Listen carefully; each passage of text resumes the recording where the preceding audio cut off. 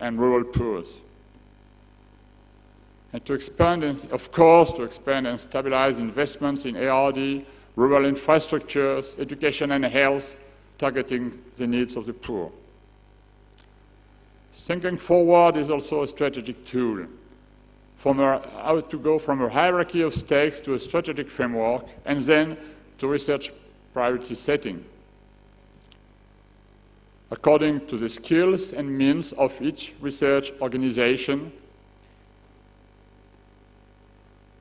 and to the demand expressed by stakeholders, farmers, donors, consumers, NGOs, policymakers, and so on, taking into account disruptive options in science.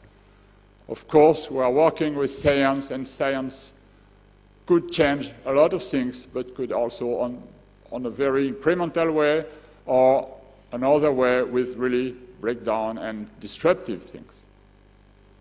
Then we really need to explore and anticipate, and not only to adapt. Then foresight, thinking forward, could help exploring and anticipating what could happen, and not only running after current events, and to adapt.